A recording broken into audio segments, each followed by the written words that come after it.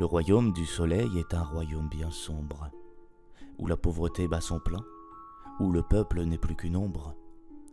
Chaque pavé de la cité est marqué par le crime, par le sang et par les larmes.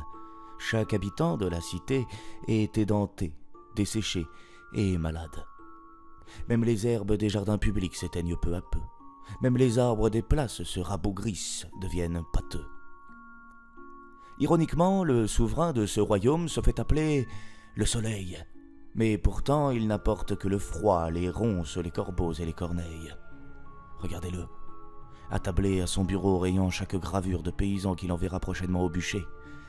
Frénétiquement, il déchire des pages du gros registre civil. Chaque page arrachée est une vie arrachée. Chaque citoyen brûlé est un déchet en moins, fin du mois d'après lui. Observez le tyran jouer avec les vies des pauvres âmes. Regardez le sourire béant qu'il tire tandis qu'il effectue son crime infâme.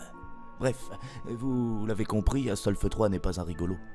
Si votre chemin croise sa route par inadvertance, ne faites surtout pas le zigoto, mais plutôt le gigolo. Souriez-lui de vos plus belles dents, acclamez-le de votre plus belle voix, prosternez-vous de tous vos traîtres, et peut-être, enfin je dis bien peut-être, qu'il ne vous réduira pas en cendres de son air sournois. Astolphe III ne sort jamais de son palais, mais un jour, sans trop de raison, il en sortit.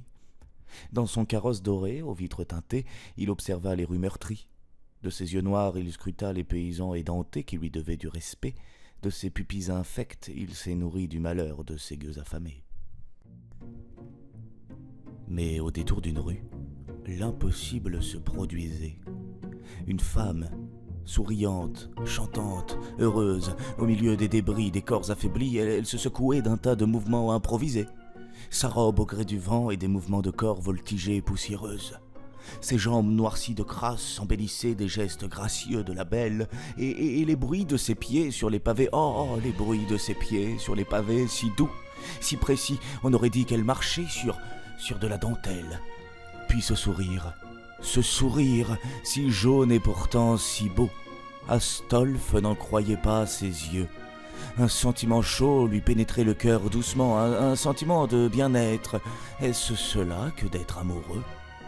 Cela fit si longtemps qu'il n'avait pas ressenti cela, son cœur sombre ne pouvait en être que perturbé. Tel un automate d'un geste indécis et incontrôlé, Astolphe abaissa la fenêtre du carrosse, puis passa une jambe au travers, puis deux, le voilà en dehors. Les yeux chantants, un sourire de gosse, il approche doucement de la belle qui continue de bouger dans tous les sens, puis s'arrête face à elle, silence, regard plongé dans celui de l'autre.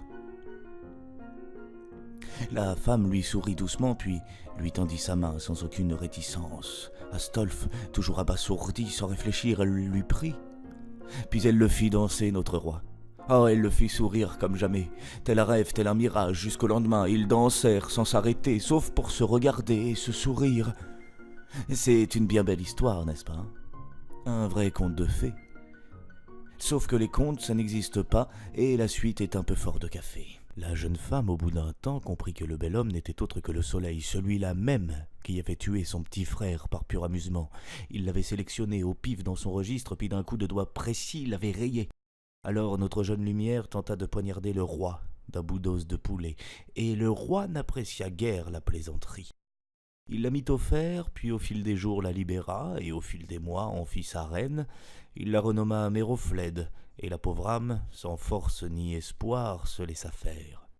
La suite de l'histoire est encore bien plus sombre, cher lecteur, mais ce n'est pas à moi de vous la conter.